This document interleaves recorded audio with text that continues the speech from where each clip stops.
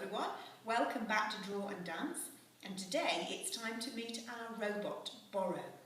The Cronolidon has walked into the village and discovered that Borrow, who's the robot who belongs to the village, has arrived. And he's looking for a little bit of oil.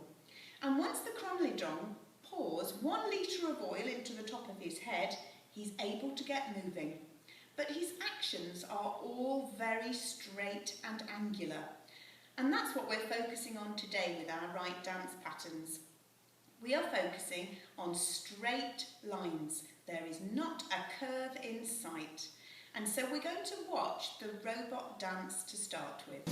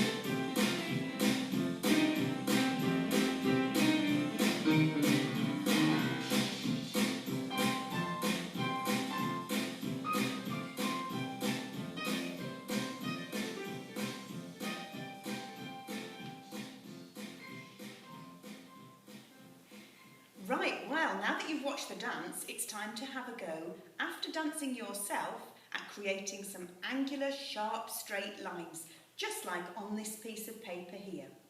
Make sure you use both hands, and we're going to watch that being done in a moment. When you're using both hands, the paper tends to slip around the table, so it's a good idea to fix it using masking tape. Sellotape makes a right mess on your table, so have a go at masking tape and you'll be able to pull it off the corners of the paper as well. Also, make sure that you use a correct tripod grip. A tripod grip means that you take your index finger and thumb, you rest your pencil on top of your other fingers. If you have a tendency to find that difficult and end up gripping like this, then a good way to practice your tripod grip is by using a chunky chalk or wax crayon, splitting it in two, which makes you hold the pencil or the crayon like this to start with. It creates that grip. After you've mastered that, you'll then be able to move on to holding your finger and your thumb and you're resting it on your other fingers underneath for pens and pencils. Concentrate on getting that right today. We're going to watch as these angular sharp movements are created now.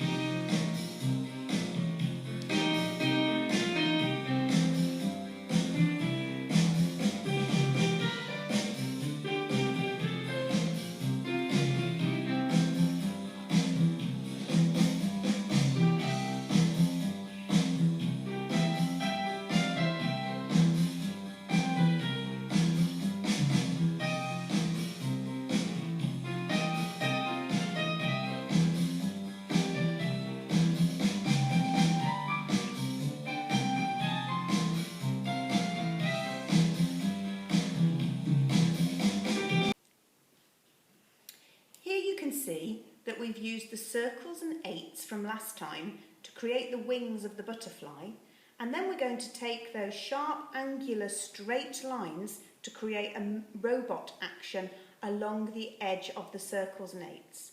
Watch now.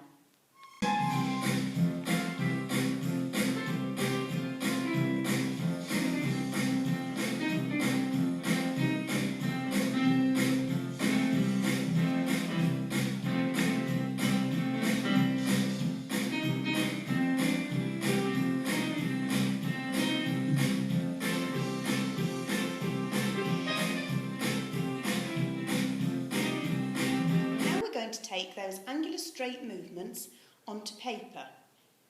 We're going to make sure that resting on the line is the focus here.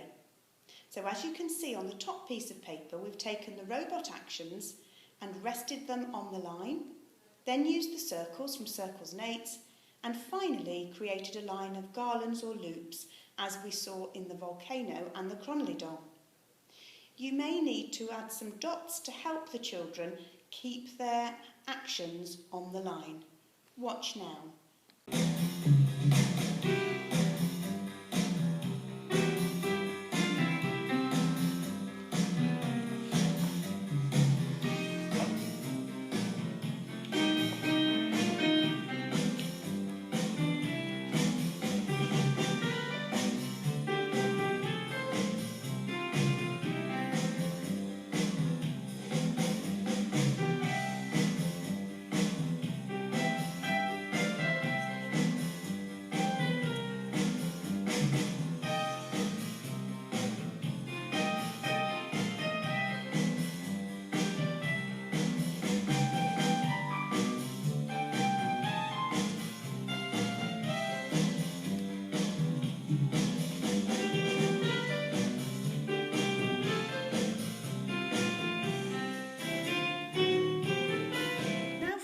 We're going to create a robot using those straight arm movements.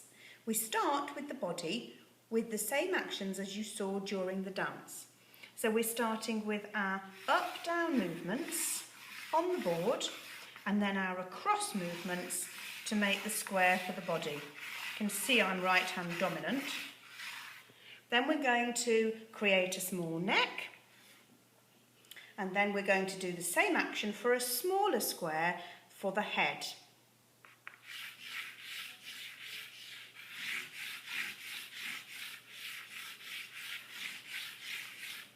If you want to, you can do the same thing for the ears, for the arms, and for the legs.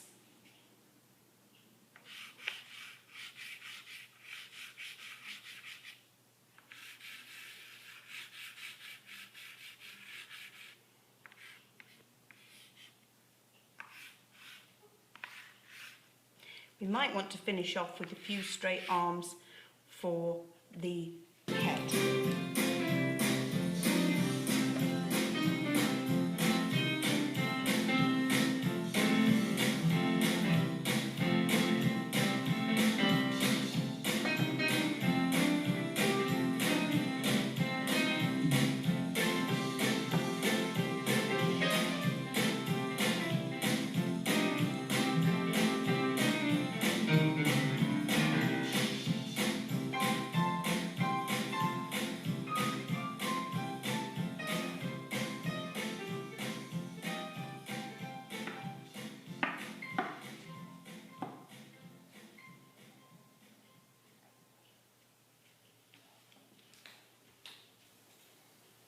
Right, well that's the end of our robot dance today. I hope you enjoy having a robot dance and also having a go at all of those straight lines, whether you decide to do just an abstract picture with straight lines, the circles and eights taking the robot straight lines for a walk, or creating your real life robot. We could take the picture and decorate it with pipe cleaners and straws for the antennae and the arms and legs, and even stick it onto the front of a box to make it into a 3D robot to play with. I hope you have fun whatever you do, and I'll see you again next time. Bye bye for now.